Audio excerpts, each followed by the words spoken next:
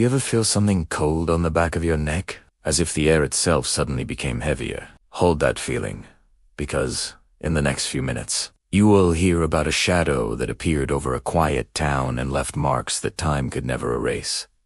This isn't just another ghost story. It's a warning, a presence, a legend that crossed decades. Stay with me until the end, hit the bell, subscribe to the channel, and tell me what you think in the comments below. Now, let's travel to Point Pleasant. Point Pleasant, West Virginia was, until 1966, one of those towns where everyone knew each other's names. Neat little houses lined the riverbank. An old gas station stood at the crossroads. The air was thick with the smell of pine and wet soil. Life moved slowly. Radio music in the evening. Families closing their windows before dusk. Stories whispered on porches. It was the perfect picture of small-town America, until something ripped through that peace. On a cold November night, two young couples were driving through an abandoned road near the old munitions plant. The locals called it the T area. It was a leftover from World War II, rusting, forgotten, and eerily quiet. Fog rolled across the asphalt, thick enough to hide shapes, sounds, maybe even things that shouldn't exist. The only sound was the hum of the engine. Then, in the glare of the headlights, something appeared. Two glowing red eyes, suspended above the road. Eyes that didn't blink, didn't move like an animal's. Then, the shape came forward. Tall, slender, and winged. It looked vaguely human, but moved like nothing alive. Its wings stretched wide, black as oil, and when they moved, they didn't beat like a bird's. They glided, silent and deliberate, as if it floated through the air. The driver slammed on the gas, tires screeching as the creature followed, hovering above the car. It didn't chase to attack.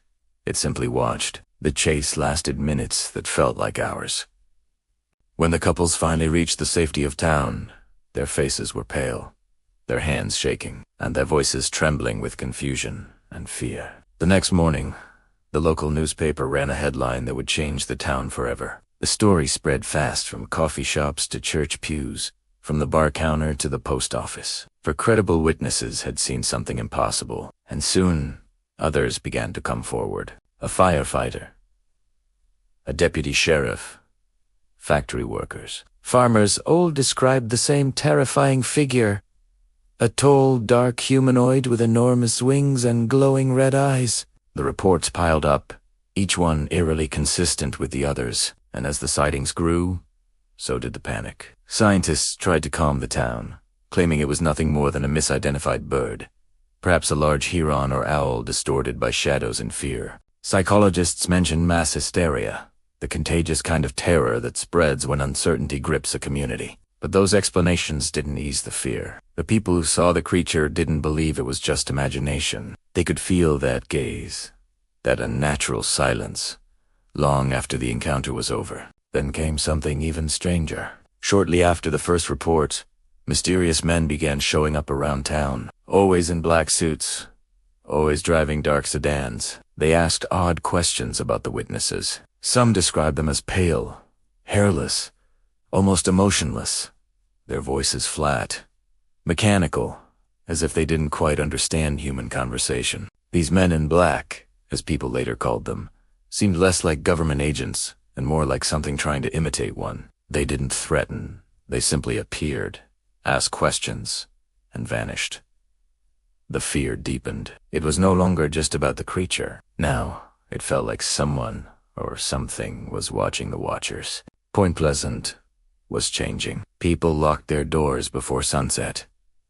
Children were kept inside. Radios hissed with static late at night. Some locals claimed their lights flickered moments before spotting the creature again. Dogs barked at empty yards. The sense of dread was suffocating, spreading through every street like a fog that refused to lift. The town was counting down to something. They just didn't know what. And then it happened. December 15th, 1967. It was a cold Friday evening, just before Christmas. The Silver Bridge, which connected Point Pleasant to Ohio, was crowded with cars, families heading home, shoppers returning with gifts. Suddenly, a metallic screech echoed through the air. Bolts snapped. Steel twisted. The entire structure began to shake. Witnesses said it sounded like a scream made of metal. Within seconds, the bridge gave way. Vehicles plunged into the freezing Ohio River below. 46 people lost their lives in a catastrophe so sudden that no one even had time to react. The town was plunged into mourning. Rescue boats searched through icy waters, pulling twisted metal and bodies from the depths. It was a tragedy so devastating that the town would never truly recover. But among the chaos, a whisper spread, quiet at first, then louder. Several witnesses claimed they had seen a dark, winged figure perched atop the bridge just before it fell. Some said it flew away as the bridge collapsed. Others swore it vanished into the fog. The same red eyes, the same silent presence, the same dread. For many, it was too much to be coincidence. The creature, the Mothman, had appeared before disaster struck. Had it come to warn them, or was it the cause of the tragedy itself?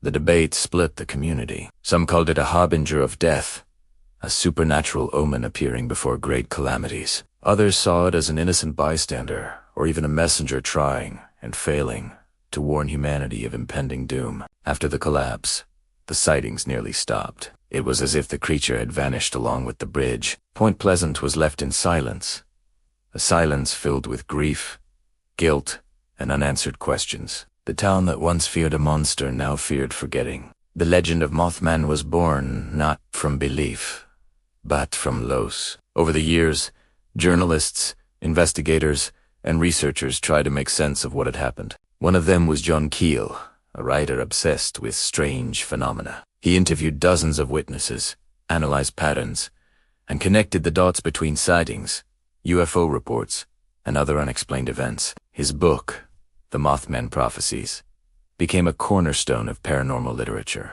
blending investigative journalism with eerie. Keel proposed that Mothman wasn't just a creature. It might be an entity that crosses the boundaries between dimensions, appearing as a warning before tragic events. He didn't claim to understand it. He only documented what the witnesses experienced.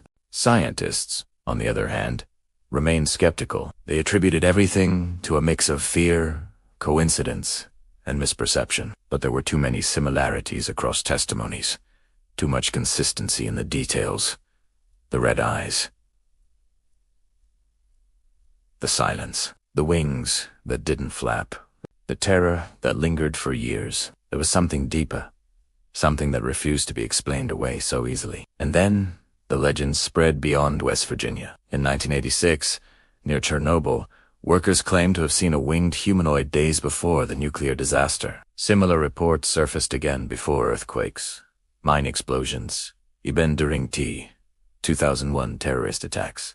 Each time, witnesses described the same being: dark, silent, red-eyed, and terrifying. Whether myth or manifestation, the Mothman had become an omen of tragedy. Meanwhile, Point Pleasant learned to live with its ghost. The town transformed fear into folklore. A statue now stands in the heart of the city.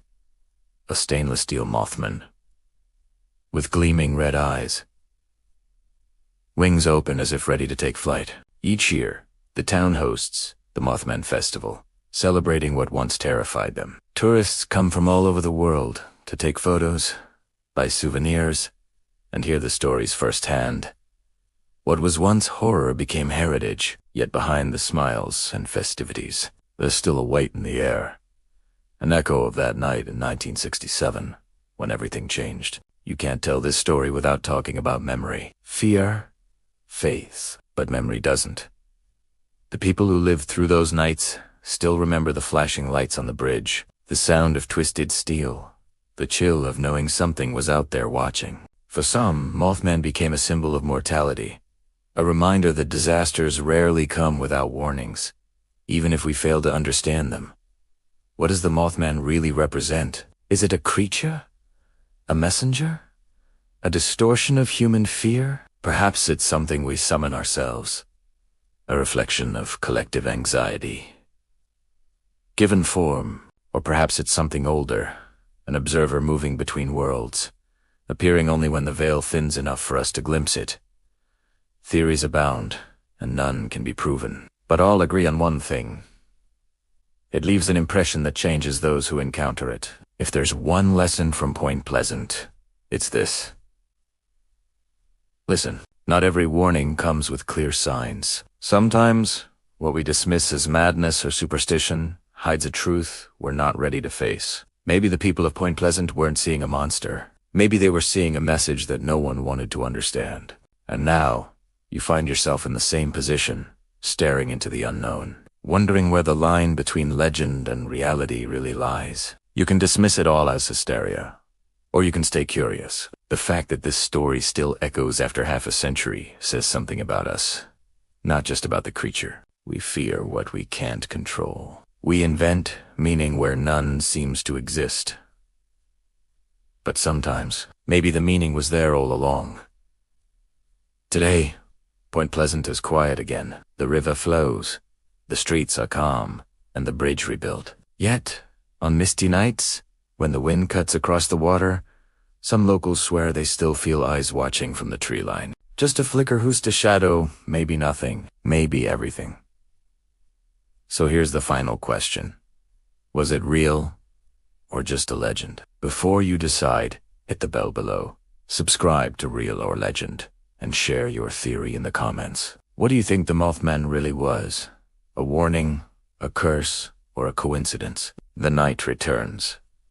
To Point Pleasant. The trees sway in the wind, and for just a second, you imagine two red eyes watching from the far side of the river. Maybe it's just your imagination. Maybe not. Real or legend? You decide.